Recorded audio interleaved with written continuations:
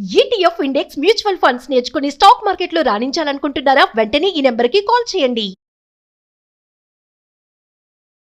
నమస్తే, welcome back to Suman TV. Present మనతో పాటు ఉన్నారు అనలిస్ట్ మందర్ కృష్ణారెడ్డి గారు.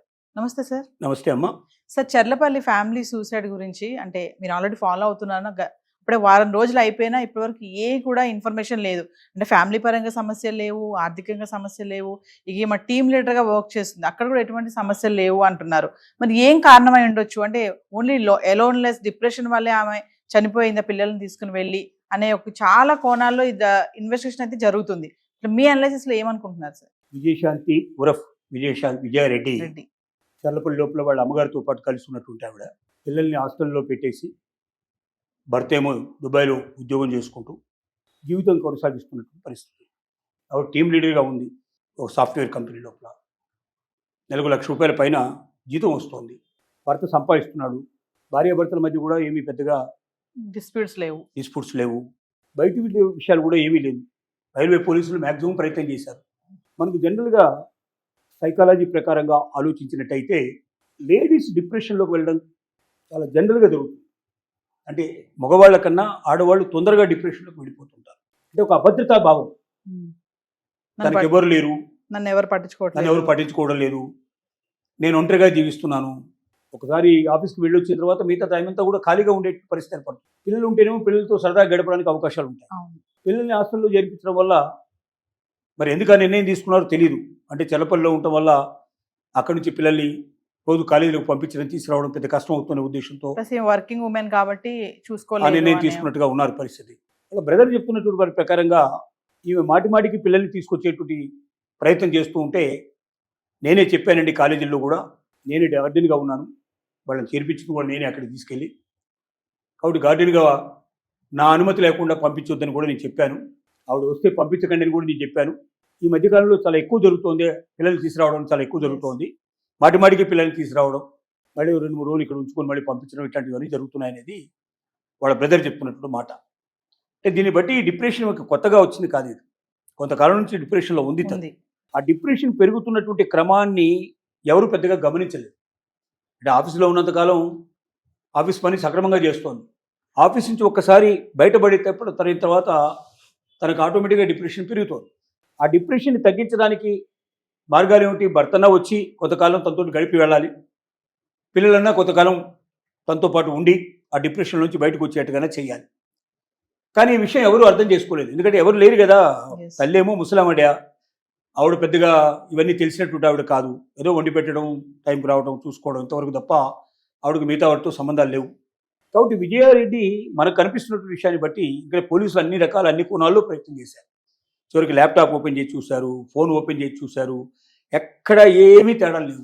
ఆఫీస్లో కూడా ఎటువంటి ఆఫీస్లోకి వెళ్ళి ఎంక్వైరీ చేశారు. 13 ఈమెతో పాటు 13 మంది టీం ఉంటే మొత్తం 13 మందిని ఎంక్వైరీ చేశారు. వాళ్ళు ఎవ్వరు కూడా ఒక్కరినా ఈమెకి వ్యతిరేకంగా చెప్పలేదు.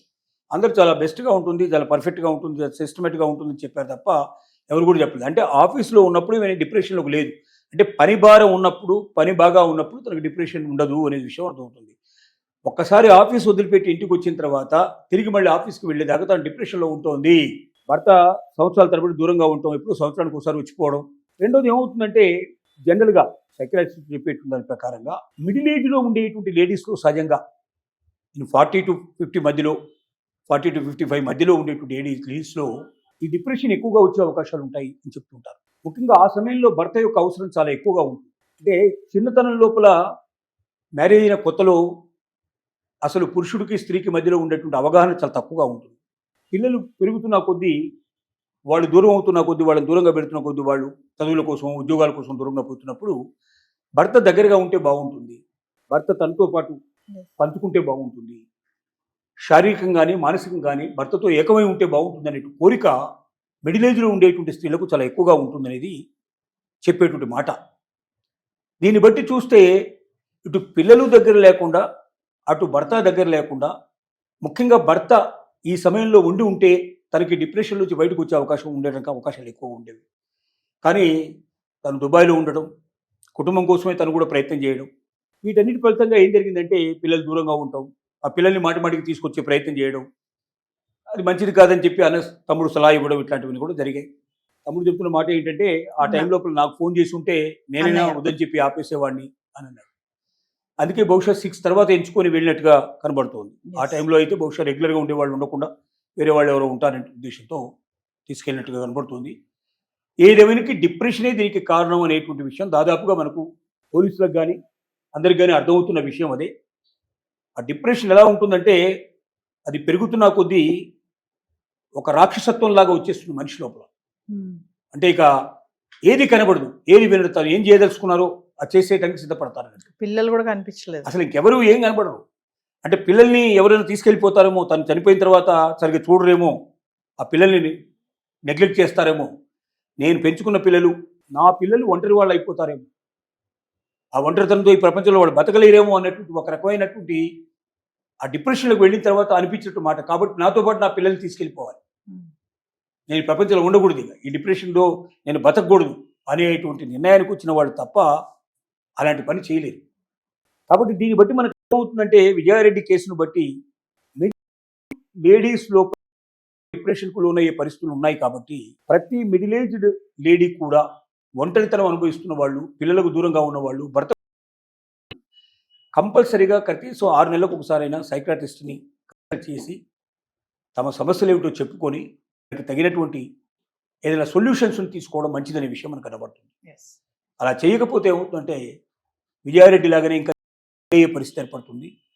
ప్రభుత్వం కూడా దీనికి తగ్గట్టుగా కాలేజెస్లో, అలాగే ఆఫీసెస్లో, తర్వాత కమ్యూనిటీస్లో కూడా ఎక్కువగా సెషన్స్ ఇలాంటివి కండక్ట్ చేస్తూ సైకాట్రిస్టుని పంపించి కండక్ట్ చేస్తున్నట్టయితే కొంతవరకు డిప్రెషన్ నుంచి బయటికి తీసుకొచ్చే అవకాశం ఉంటుంది.